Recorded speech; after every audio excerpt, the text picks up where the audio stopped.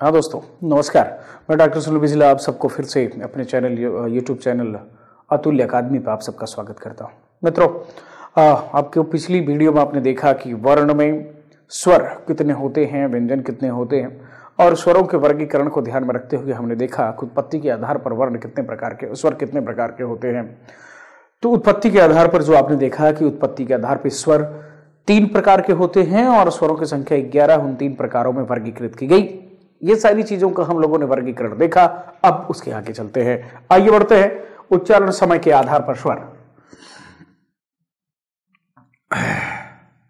उच्चारण समय के आधार पर, उच्चारण समय के आधार पर स्वर।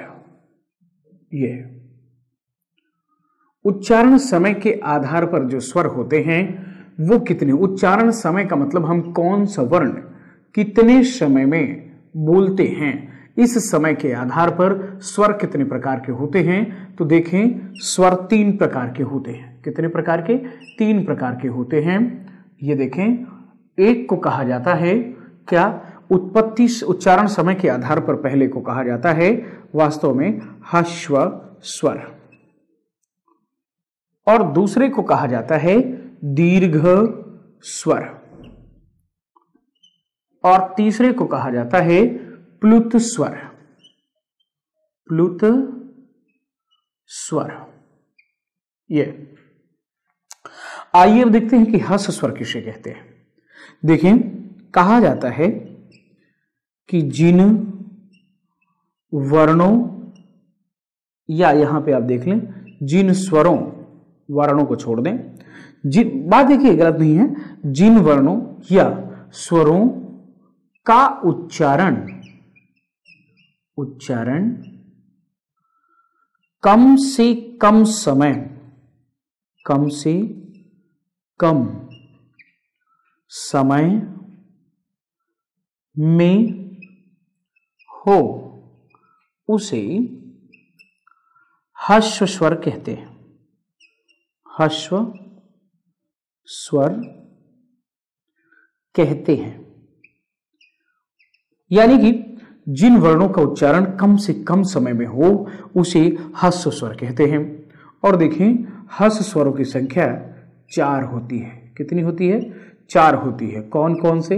आपको मैंने बताया था, अ, ई, उ और री। इन्हीं चारों को ह्रस्व स्वर कहते हैं। अच्छा, इन ह्रस्व स्वर को आप मूल स्वर भी कह सकते हो। मूल स्वर,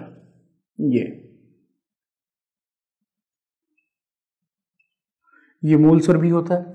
ये तो परिभाषा हो गई ह्रस्व स्वर की उच्चारण समय के आधार पर। अब जरा देखें, दीर्घ स्वर किसे कहा जाता है। तो देखें, जिन स्वरों का उच्चारण, जिन स्वरों का उच्चारण ह्रस्व स्वर से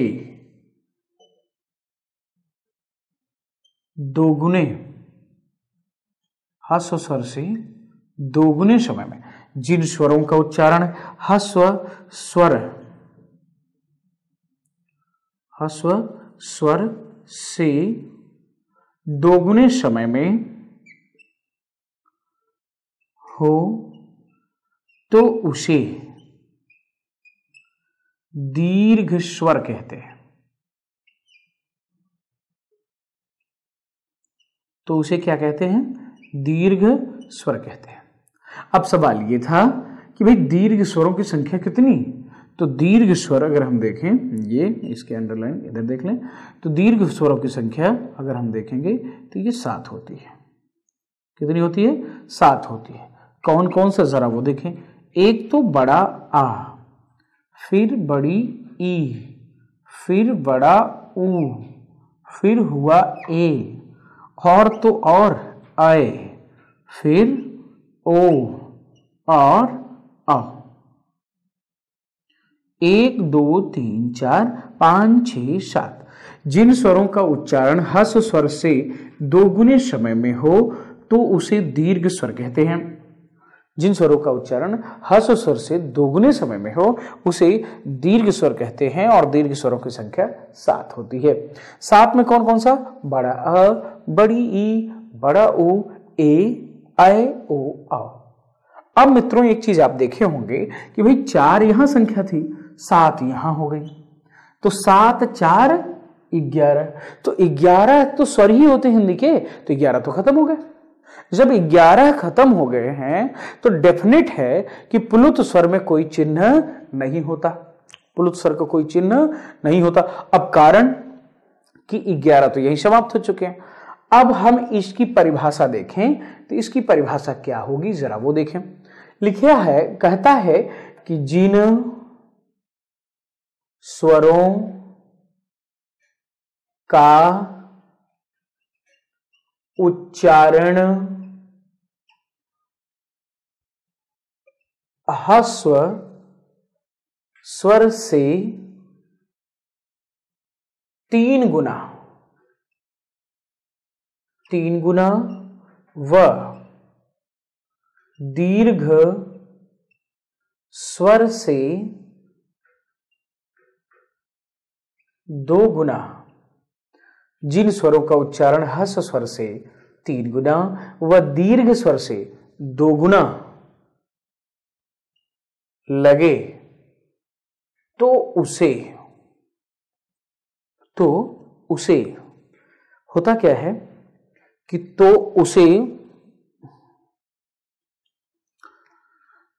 उसे प्लुत स्वर कहते हैं। क्या कहते हैं? प्लुत स्वर कहते हैं। अब इसकी परिभाषा देखें, जिन स्वरों का उच्चारण ह्रस्व स्वर से 3 गुना व दीर्घ स्वर से 2 गुना लगे तो उसे प्लुत स्वर कहते हैं। और यहां देखें प्लुत स्वर, इसको देख लेंगे। प्लुत स्वर का अपना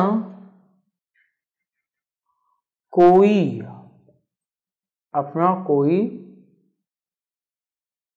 निश्चित चिन्ह नहीं होता। पहचान हेतु अजी,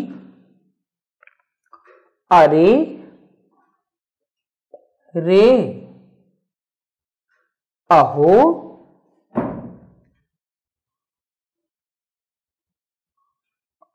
काहो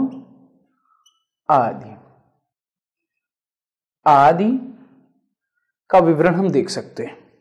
तो उच्चारण समय के आधार पर आपने देखा कि स्वरों की संख्या तो 11 ही होती है। उन 11 स्वरों में ये 3 प्रकार के होते हैं। एक को ह्रस्व कहते हैं, दूसरे को दीर्घ कहते हैं और तीसरे को प्लुत कहते हैं।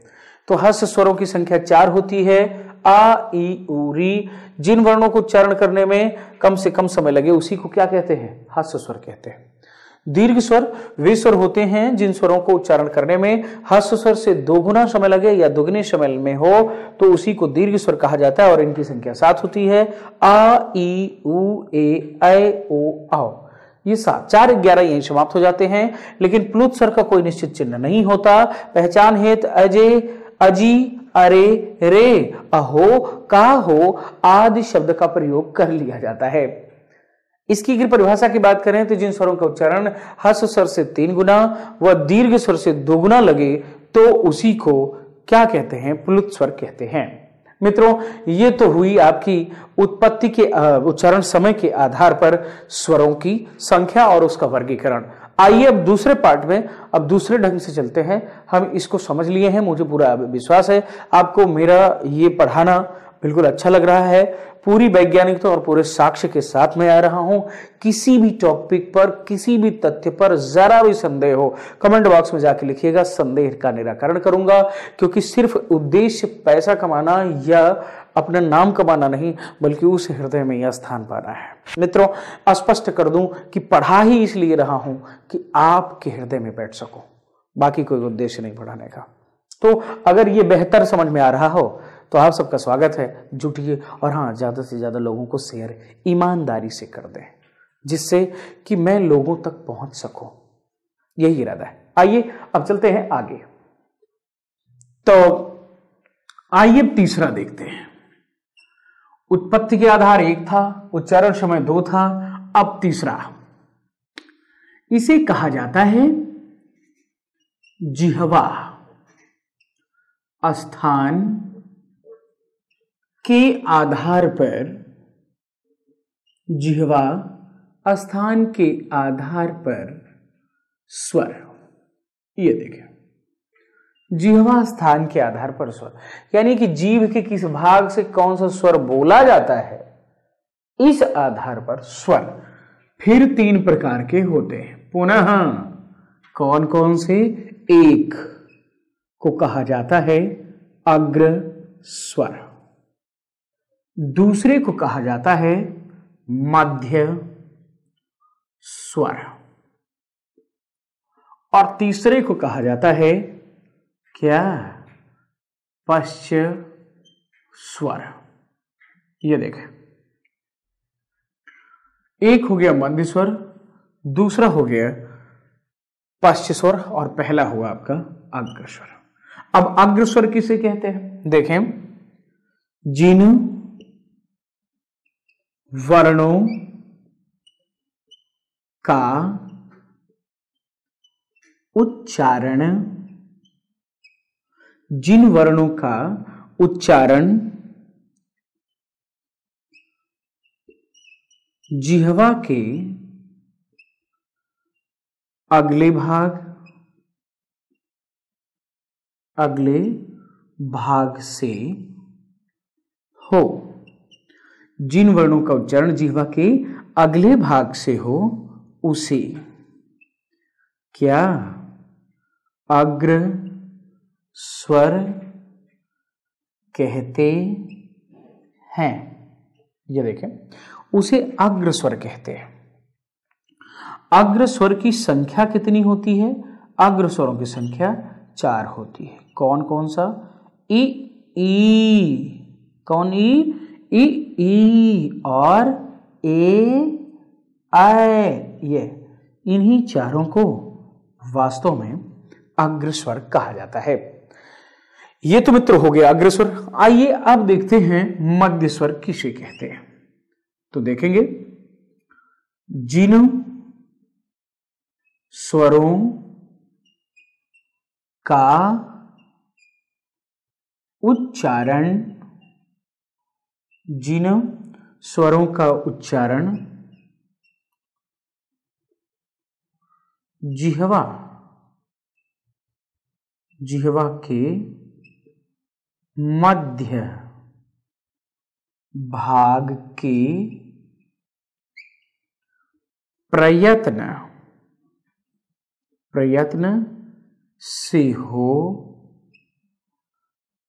तो उसे मध्य स्वर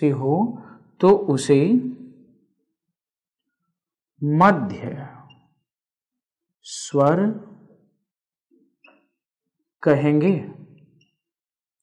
जिन स्वरों का उच्चारण जिह्वा के मध्य भाग के प्रयत्न से हो, तो उसे मध्य स्वर कहेंगे। और मित्रों, सबसे इंपॉर्टेंट आप इसको लगा लीजिएगा, क्योंकि सबसे ज्यादा पूछा जाता है। इसकी संख्या सिर्फ 1 है। क्या? छोटा आ। और सर्वाधिक यही पूछा जाता है कि मध्य स्वर कौन सा है, या कभी पूछ लेता है निम्नलिखित में मध्य स्वर कौन सा नहीं है, तो या तो पूछेगा है या तो पूछेगा कि नहीं है। अब सवाल यह है कि कौन सा है और कौन सा नहीं है, यह जानना आपके लिए बहुत आवश्यक है। तो इस वीडियो को देखिएगा, आपकी ये समस्या तो यहीं जाती रहेगी। इसके बस की औकात नहीं है कि आपको किसी भी प्रकार से इसको दिक्कत आ सके। तो आइए देखते हैं कि पश्चिम स्वर किसे कहते हैं। तो देखें कि जिन स्वरों, यहां वर्णों हम नहीं लिखते, जिन स्वरों का उच्चारण, जिन स्वरों का उच्चारण जिह्वा के व मुंह के पिछले भाग से हो। जिन स्वरों का उच्चारण जिह्वा के पिछले भाग से हो तो उसे क्या पश्य स्वर कहते हैं? क्या कहते हैं? पश्य स्वर कहते हैं। ये अब पश्य स्वरों की संख्या पूछ लेता है। अग्र स्वरों की संख्या कितनी? 4। मध्य स्वरों की संख्या कितनी? 1। और पश्य स्वरों की संख्या कितनी? 5। तो 5 1 6 4 10। इसमें 11वां नहीं है, री को स्थान नहीं दिया गया। अगर री को कभी रखने की बात हुई तो ये पश्य स्वर में रख ली जाती है। तो जरा देखें वो पश्य स्वर कौन कौन से हैं। तो बड़ा आ, छोटा ऊ, बड़ा ऊ, ओ और अ, ये इन्हीं पांचों को पश्य स्वर कहा जाता है। इन स्वरों के अतिरिक्त कभी कभी डॉक्टर अंग्रेजी का जो आ आता है जिसमें बिंदी नहीं होती, जैसे कॉम्प्लेक्स आप लिख दीजिए, कॉलर आप लिख दीजिए, तो इसमें जो ये लगता है इसको अंग्रेजी शब्द से लिया गया है, अंग्रेजी भाषा से लिया गया है, इसलिए इसको ये आता तो है पश्य के अंतर्गत, लेकिन ये हिंदी भाषा का नहीं है। लेकिन याद रखिएगा कि जब ये पूछे कि ये किसके अंतर्गत आता है तो आप खूब जानते रहें कि ये किसके अंतर्गत आता है, पश्य स्वर के अंतर्गत है। तो मित्रों ये रहा आपका जिह्वा स्थान के आधार पर स्वर का वर्गीकरण। तो आपने देखा कि ये कैसे कैसे स्वर के वर्गीकरण हुए, 3 ढंग से हुए। एक को कहते हैं अग्रस्वर, दूसरे को मध्य स्वर और तीसरे को पश्य स्वर। तो अग्रस्वरों की संख्या कितनी? 4 ई ए। मध्य स्वरों की संख्या कितनी? 1 अ। और पश्य स्वरों की संख्या कितनी? 5 आ, उ और ओ अ। ये रहे आपके उच्चारण समय स्थान के आधार पर, जिह्वा स्थान के आधार पर स्वर। आइए अब हम आगे बढ़ते हैं, यानी कि चौथा वर्गीकरण लेके आते हैं। उसको क्या होगा आइए देखते हैं। हाँ दोस्तों चलिए, तो पूरा विश्वास है कि आपको पूरी तरह से ये मेरा व्याकरण समझ में आ रहा होगा। और हाँ, इस प्रकार की और कोई भी समस्या व्याकरण को लेकर हो कि कौन सा टॉपिक आपको सबसे ज्यादा परेशान कर रहा है, आदि को भी मेरे कमेंट बॉक्स में लिखें। और हाँ, मेरे यूट्यूब चैनल को ज्यादा से ज्यादा शेयर करें। और हाँ मित्रों, अगर आपने अब तक सब्सक्राइब नहीं किया इस चैनल को तो सब्सक्राइब जरूर करें।